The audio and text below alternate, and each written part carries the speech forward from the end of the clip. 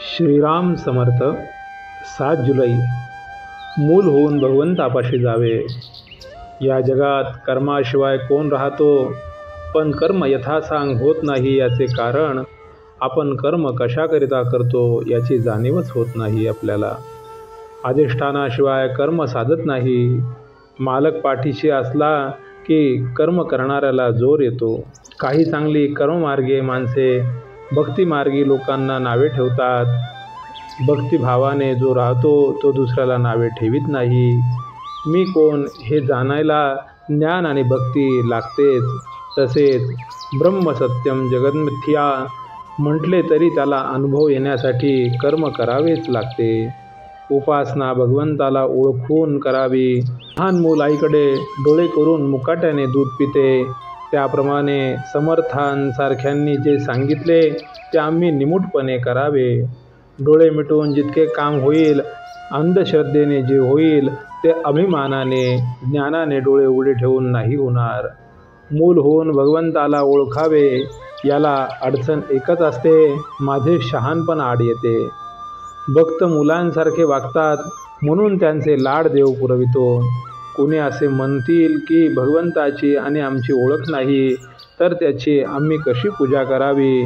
त्याला ओळखल्याशिवाय मी भजन करणार नाही, हे म्हणणे वेडेपणाचे आहे। भगवंताला पुष्कळ मार्गांनी ओळखता येईल। पांडुरंगाकडे जाण्यासाठी काही मार्गक्रमण करणे आधी जरूर आहे। संतांनी अखंड जागृत राहण्याचा मार्ग सांगितला, तो असा की देहाने प्रपंच करा, पण मन भगवंताच्या ठिकाणी अर्पण करा। मन भगवंताच्या ठिकाणी स्थिर झाल्याशिवाय इतर काहीही करून उपयोग नाही। ध्येय सत्य असल्याखेरीज चित्ताची स्थिरता होत नाही, पण सत्य कशा ध्येयावर अगोदर पूर्ण श्रद्धा पाहिजे। प्रपंच जशी प्रेमाची गरज आहे तशीच परमार्थात श्रद्धा पाहिजे।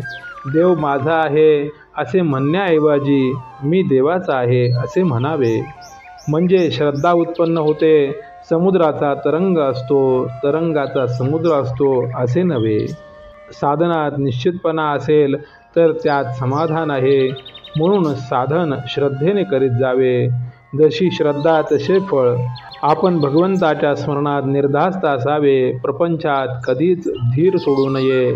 ज्याप्रमाणे मुंग्यांची राणी जागेवरून हलली की तिच्या मागे असणाऱ्या हजारो मुंग्या तिच्याबरोबर नाहीशा होतात, त्याप्रमाणे एक देहबुद्धी काढून टाकली की आपल्या मनात उठणारी हजारो संकल्प नाहीसे होतात। या देहबुद्धीच्या पलीकडे गेल्यावर जे ज्ञान होते त्यालाच आत्मज्ञान म्हणतात। असे आत्मज्ञान झाल्यावर जे पूर्ण समाधान मिळते तेच खरे भगवंताचे दर्शन होय। भक्तिमार्ग हा प्रेमाचा मार्ग आहे। प्रपंचाकडचे प्रेम भगवंताकडे वळविले की भक्ती करता येते। श्रीराम समर्थ।